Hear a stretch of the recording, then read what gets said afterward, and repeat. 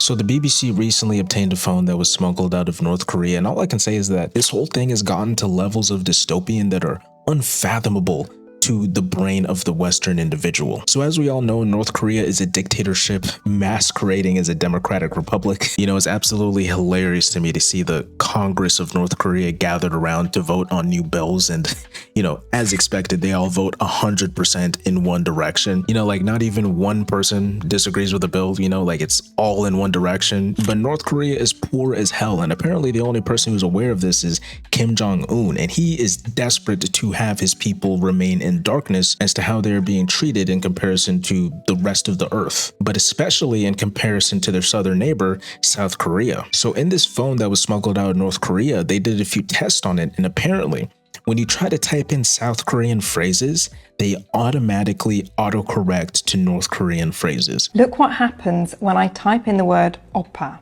This word literally means older brother in Korean, but people here in South Korea now use it as slang to refer to their boyfriends as well. When I enter it, it automatically changes to the word comrade.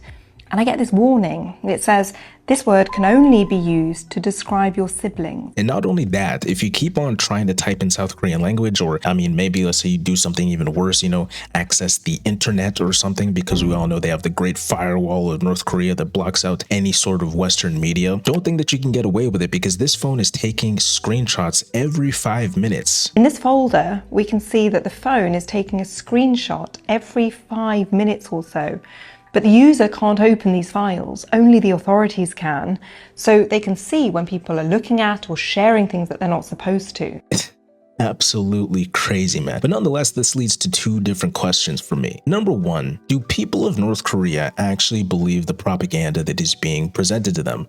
Do they actually believe that North Korea is like respected by the world, and they actually believe that, you know, North Korea is like the highest tech place to live? It's the location that everybody wants to come through, which is the actual propaganda that Kim Jong-un feeds his people. Do people in North Korea actually believe this? I mean, if that was all you had exposure to, I guess it's safe to assume that some people buy into it. And number two, at what point does what's going on in North Korea become an actual human rights crisis? I know we've all heard of some of the crazy rules, like if you take a picture of the backside of the statue of Kim Jong-il, then you, as well as 3 generations after you, will be punished and sentenced to a decade of hard labor. Like, at what point does the United States have the obligation to come in there and liberate North Korea? Probably never, because according to my knowledge, they don't have any oil, meaning that they are not in need of actual democracy according to the United States. But guys, you let me know what you think in the comments down below.